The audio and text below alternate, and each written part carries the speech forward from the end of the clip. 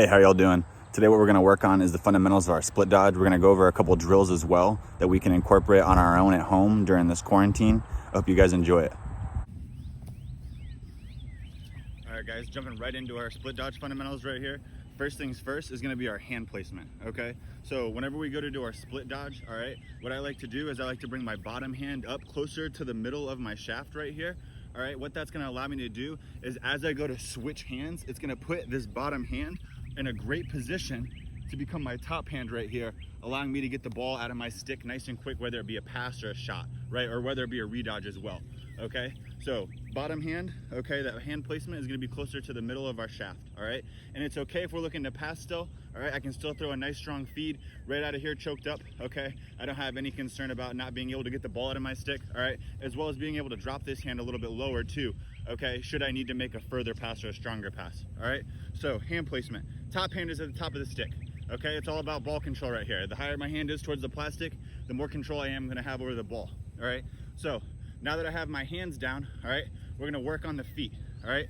So what we're gonna do right here as we split dodge is I need to make sure that I'm loading up a lot of power on the opposite foot, okay, that I'm gonna end up going towards. So I'm gonna go towards my left, so I'm gonna load up a lot of power onto my right foot right here. So as I go to do this, all right, I'm gonna sink my hips. I'm bringing my center of gravity a little bit lower. This allows me to be a little bit more explosive, okay, while at the same time gives the impression to the defender that's guarding me that I'm trying to accelerate in this direction, okay? So as I start to do that, I'm bringing my bottom hand up towards the middle of my shaft. I'm starting to change speed and direction as I do this in well, because so much of dodging is being able to get our hands free into changing speed and direction, okay? So as I start my dodge right here, I'm taking this nice hard step, okay? As I take this step right here, my eyes are still up, I'm going to take this top hand and I am punching across all the way right here. Okay, now this is doing one of two things, okay, or a couple of things rather, all right? I'm protecting my stick right here, okay?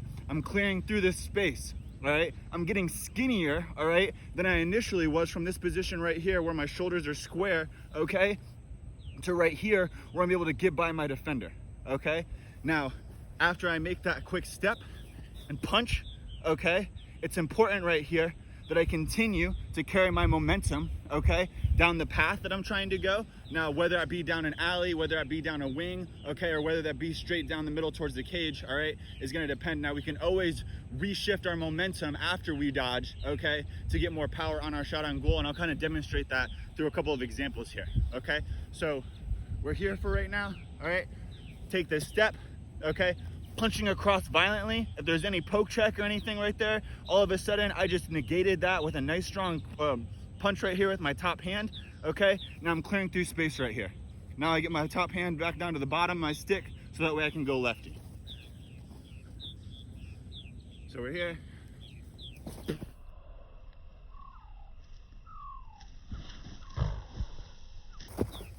Do it from a little bit further back. I should have stretched first, y'all.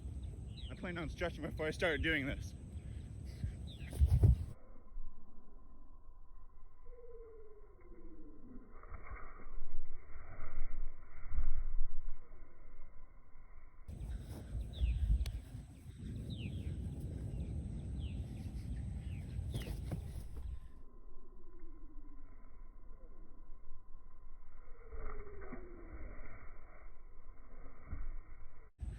And I'm not throwing the stick, okay?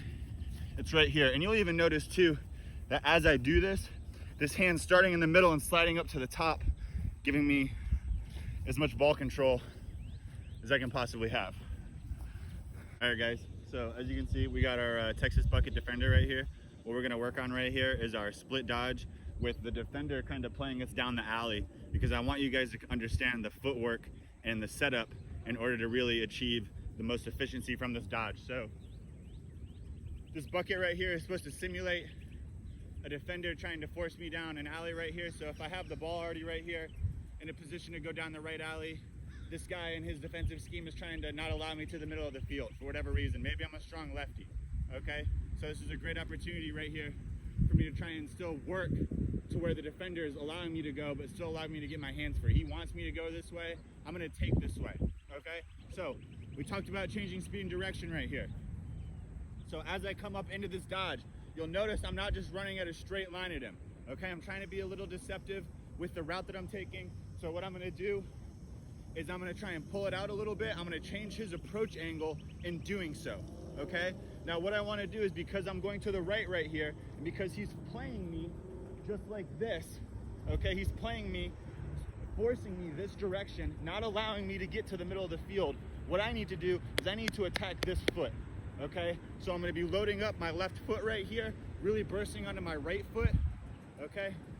So we're here, do the space.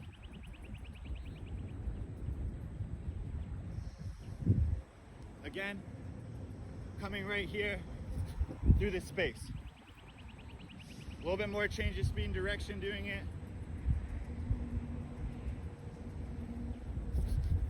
Through this space. Now hopefully on every single one of those, what I was doing is I was demonstrating really punching through, clearing through right there, showing hand placement. What I plan on doing right here is showing the rest of the dodge and how it really translates well into a shooting on the run technique.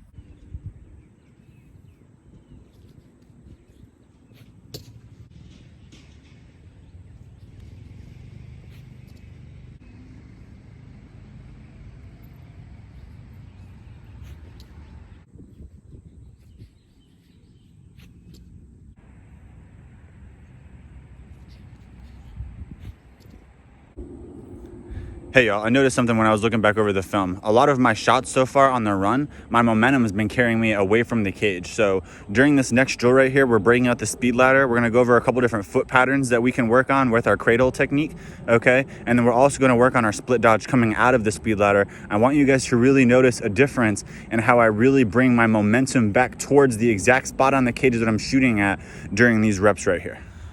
Why does my momentum take me away from the cage? Is that a bad shooting habit?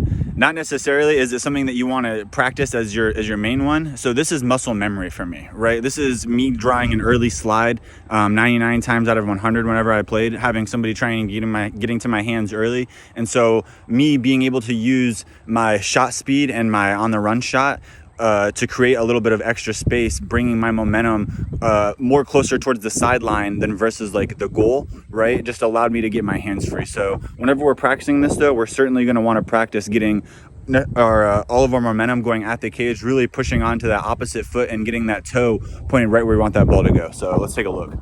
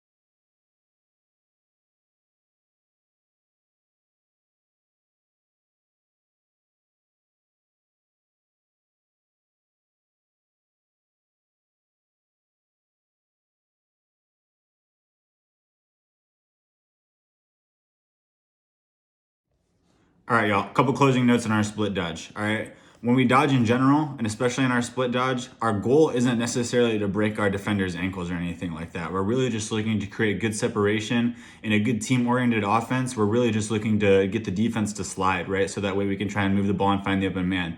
So having said that, when we dodge, we are going to get checked, okay? So the harder and faster you dodge, the more likely that you're not gonna get checked, all right? Now, the slower that you dodge, the more likely it is that you are gonna get checked, right? So we need to make sure we're getting in and out of that space nice and quick. Let's talk about separation and distance whenever we go to dodge, right? So we're either gonna be dodging on a short stick or a long stick. So we wanna make sure that we're giving ourselves at least a stick's length of space going into our dodge. So if you're dodging against a deep hole, you're gonna want at least a deep hole's length of space between you, all right? Now the idea is that you're giving yourself enough space to where if the defender goes to throw a poke check at you, all right, it isn't disrupting your split dodge as you're coming through across your body. Now, the reason why we punch across so hard and that way clear that space so quickly is so that way if the defender does have their stick out in front of us in a good position, then we're able to clear through without it affecting us or anything like that. All right, and that is our split dodge techniques. I hope you guys enjoy. Muscle memory is going to be the way that you really solidify these skills into being part of your toolbox. So everything that we do at first is going to feel a little bit different. It's going to feel a little bit goofy. Those of us that have, played lacrosse, we already understand that, right? So make sure that you're going out there. If you need to start going through the movements at a slower speed at first to kind of break down the hand placement and the muscle mechanics, right? That's totally fine. But you want to make sure that you're really repping these things at game speed in order to ensure that they're going to be the most beneficial for you whenever it matters the most. Hope you'll enjoy it.